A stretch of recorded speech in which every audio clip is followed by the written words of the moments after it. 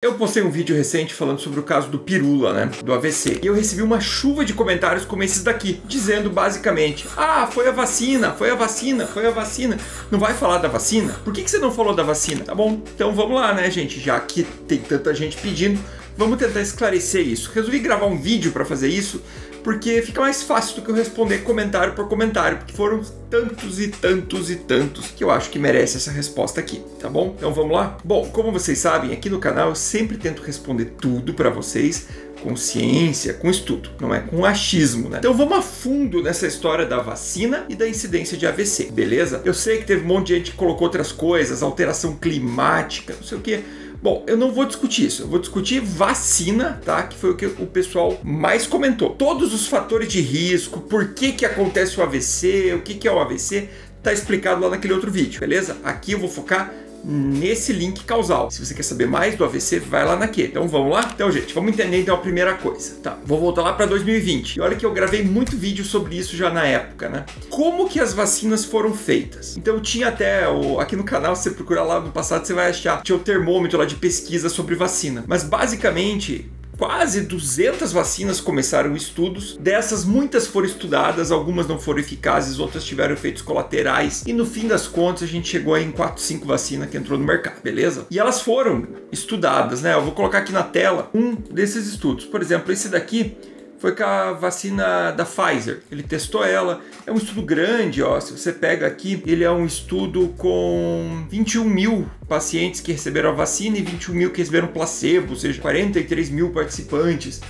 Todos os estudos, se você pegar, é essa faixa que a gente está falando. Esse número, ele é testado com base em dados estatísticos, que representaria uma amostra populacional e tornaria a vacina eficaz e segura. Beleza, as vacinas foram testadas, chegaram essas 4 ou 5 no mercado. Mas, obviamente, que eu estou com uma amostra populacional isolada. Podem ocorrer eventos pós-comercialização, quando você começa a fazer para a população inteira. A gente tem um monte de exemplo disso aí na literatura médica, tá?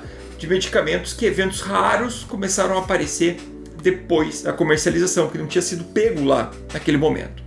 Então, sim, isso aí é importante. E aqui a gente começa. A primeira coisa que aconteceu foi isso aqui, ó. A gente está falando lá de 2021, quando começaram a aplicar as vacinas, começaram a surgir relatos de casos disso aqui, que é o VIT, que é a trombose induzida por vacina. Mas isso aqui não é esse tipo de trombose que você está pensando, não é uma trombose de perna, não é um AVC, um infarto. O VIT é uma trombose generalizada mesmo, tá? Assim, tem trombose em tudo que é lugar acontecendo e ela é absurdamente rara, tá bom? Raro.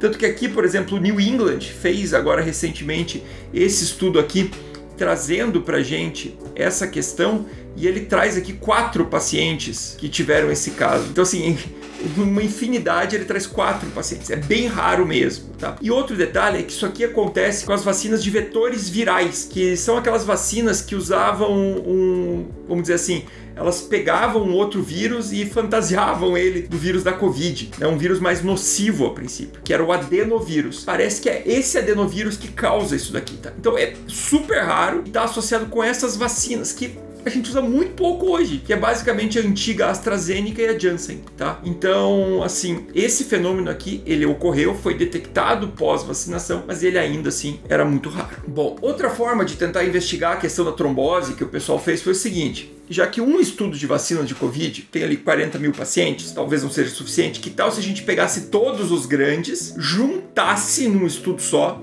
e analisasse? Isso é a meta-análise. E é isso que foi feito aqui. Então ele subiu lá de 40 mil de um estudo, juntou acho que 9 estudos aqui, e chega em 195 mil pacientes. Já é um número mais considerável, né? E ainda assim, se a gente vai analisar aqui, ele não detecta diferença estatística, não achando um risco maior de trombose. Mas beleza, você pode argumentar, pô, 190 mil ainda é pouco, né? Bom, aí que a gente entra na questão de pós-comercialização. Esse aqui é um desses estudos. Ele é o estudo de farmacovigilância. O que é isso aqui? Quando tem um remédio, uma vacina, qualquer coisa comercializada, se acontece um evento após a pessoa utilizar aquele medicamento, ele tem que ser reportado para fazer essa farmacovigilância e ver se tem alguma coisa ou não. Eu expliquei um pouquinho sobre como isso funciona lá naquele vídeo sobre o Ozempic e depressão, tá?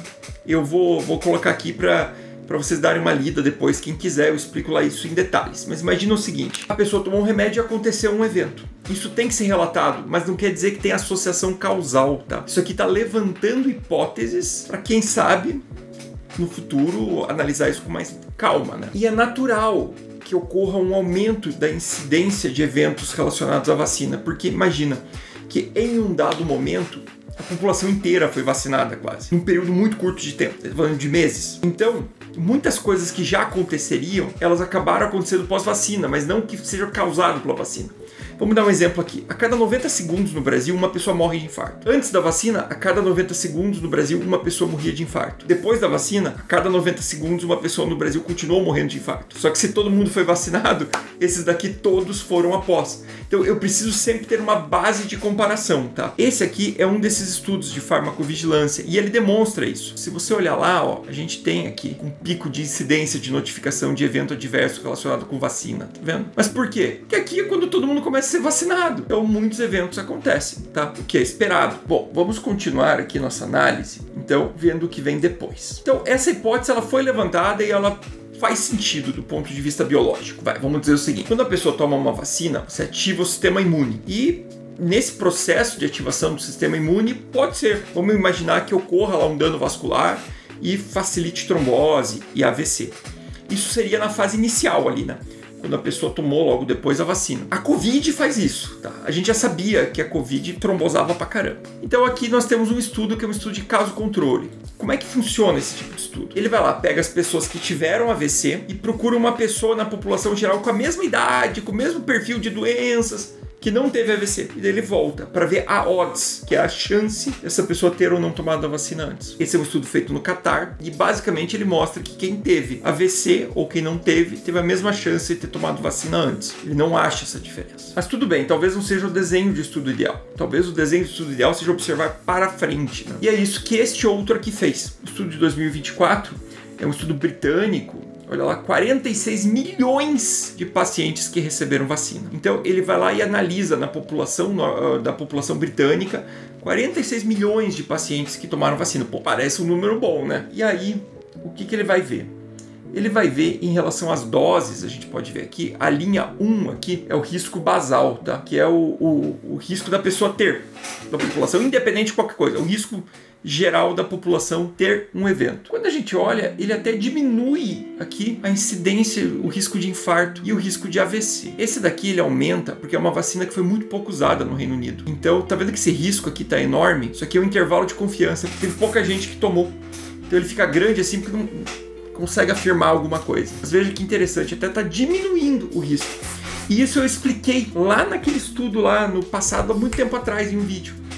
Quando a pessoa toma a vacina, ela induz uma inflamação controlada, né? Toma a vacina, ela tem uma inflamação menor, mas tem uma inflamação, tanto que pode fazer o VIT lá, pode fazer efeitos colaterais, só que ela previne uma inflamação descontrolada, que é a doença lá na frente, né? E a inflamação descontrolada tem um risco muito maior de trombose. Então é mais ou menos por isso que, inclusive por diretriz, está recomendado que pessoas que já infartaram tomem vacina para influenza, pneumococo e Covid, né? Para prevenir um novo infarto, até porque ele realmente diminui a incidência de infarto. E aqui a gente vê também de AVC. Então, o que os estudos vêm demonstrando até aqui? Que ele não consegue achar essa associação que todo mundo diz que tá vendo aí, que o pessoal tá vendo porque o vizinho teve AVC, porque não sei quem teve AVC. Veja que um estudo com 46 milhões, ele não consegue detectar isso. Bom, aqui a gente tem outro estudo do ano passado. Esse estudo ele fez o quê? Ele pegou os pacientes que tinham tomado vacina e comparou o risco dele ter um AVC nos primeiros 21 dias da vacina versus depois desses 21 dias. Por que 21 dias? Porque o período que teu corpo fica mais inflamado pela vacina, que a vacina está produzindo anticorpo, é nesses 21 dias, tá bom? Não teria sentido a pessoa continuar com risco trombótico depois. E ele novamente não acha diferença aqui estatisticamente significativa. Beleza? Então, assim, já temos aqui estudos grandes, tá? A gente tá falando aqui de milhões e milhões de pessoas. E aí eu trago, por fim, mais um estudo britânico, tá? Agora, um estudo aí com mais de 15 milhões de participantes. É um estudo observacional. O que esse estudo aqui fez? Ele avaliou o paciente que tomou vacina, comparou com os que não vacinaram em vários períodos diferentes, no auge da pandemia e pós-pandemia. e foi ver qual que era o risco de AVC. Bom, o que esse estudo traz pra gente? Vamos lá então para o resultado. Olha que interessante essa imagem aqui. Então aqui é o período pré-vacinação, quando não tinha vacinação ainda lá no Reino Unido. Isso aqui é o risco de trombose que uma pessoa tinha quando ela pegava a Covid. Então se você olhar aqui, essa primeira linha aqui são as pessoas mais idosas. Em linha cheia, homens, e em linha pontilhada, mulher. A primeira coisa que a gente vê é que mulher tem um risco menor de evento trombótico, AVC, infarto e tudo mais, tá bom? Isso a gente já sabe. Só que veja que o idoso tem mais, e o idoso, quando pegava Covid, ele fazia um risco muito maior. Quando a pessoa era vacinada, olha que o risco de todos praticamente caía, principalmente do idoso aqui. Por quê? Porque quando a pessoa é vacinada e pega a doença, ela faz um evento trombótico controlado, né? É uma inflamação mais controlada, não é aquela inflamação adoidada do corpo. Olha que no pré-vacinação a gente tinha um risco bem mais alto quando a pessoa pegava Covid. Depois ele se torna bem menor. Por outro lado, se você olha os que não se vacinaram, quando eles pegam Covid, eles têm praticamente o mesmo risco do que na era pré-vacinação.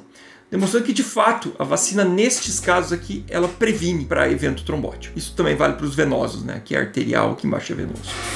Bom, agora você pode estar se perguntando, Gustavo, mas por que eu estou vendo tanta gente fazendo AVC, jovem e tudo mais, se não é a vacina? Veja que eu mostrei no outro vídeo. A incidência, ela vem aumentando desde 2008 em jovem, vem acontecendo. E tem muitos fatores envolvidos. Se tivesse realmente relacionado com a vacina, a gente veria um pico pós-pandemia, alguma coisa assim, que não aconteceu. Igual não aconteceu, por exemplo, para a questão cardiovascular, que eu expliquei neste vídeo aqui, que eu falo a respeito da morte súbita em atleta, tá bom? Assiste lá também. Eu explico tudo isso com detalhes, beleza? Então, gente, a gente fica triste quando atende um jovem com infarto, com AVC. E a gente quer saber o porquê que isso causou e isso precisa ser investigado de forma séria. Então, assim, daí daqui a pouco vem gente falar, porque proteína spike... A maior parte da pessoa que tá falando isso não tem nem ideia do que é a proteína spike, tá? Leu em algum lugar aí, viu um blog, alguma coisa, porque... não tem ideia nenhuma do que está falando, beleza? Então, assim, teve mais trombose com vacina? Talvez uma incidência um pouquinho menor. Um evento muito raro. O VIT ocorreu de fato, mas também muito raro. De forma geral, a vacina protegeu mais do que trouxe um risco. É a mesma coisa da miocardite, é a mesma coisa de tudo isso, tá bom? Então parem de especular esse tipo de coisa. Especialmente sobre o pirula, tá? Agora eu vou falar. Porque, primeiro, ele é jovem. E sim, gente, para doença cardiovascular, eu vi gente falando assim, nossa, ele tem 40 anos, ele não é jovem. É jovem, tá? A gente considera evento cardiovascular precoce abaixo de 55, algumas referências 50, então abaixo de 50 é jovem. Então, primeiro, ele é jovem e teve o AVC, a gente tem que investigar o porquê, tá bom? Por ele ser jovem e estar fora do grupo de risco, possivelmente ele não está no grupo que tomou vacina para Covid, porque hoje em dia a recomendação da vacina para Covid é para profissional de saúde ou para população de risco. Tá? E não tem lógica alguma um risco de trombose por uma vacina tomada 2 anos atrás. O risco que possa existir, ele seria em 21 dias, em 3 semanas. Depois disso, já é risco normal, o risco de trombose, qualquer pessoa pode ter. Então, por favor, parem com esse tipo de especulação, entendam, tá? E não ache que você é mais inteligente que todo mundo só porque você leu meia dúzia de texto conspiratório na internet. Tá bom? Obrigado, gente. Só peço aí um apoio para você. Esse vídeo é grande, eu sei. Se você gostou, deixa o like e compartilha com quem possa se interessar. Desejo do fundo do meu coração aí as melhoras para o Pirula e, diante de tudo que aconteceu, vamos tentar trazer pelo menos informação, tá bom? Muito obrigado e até o próximo.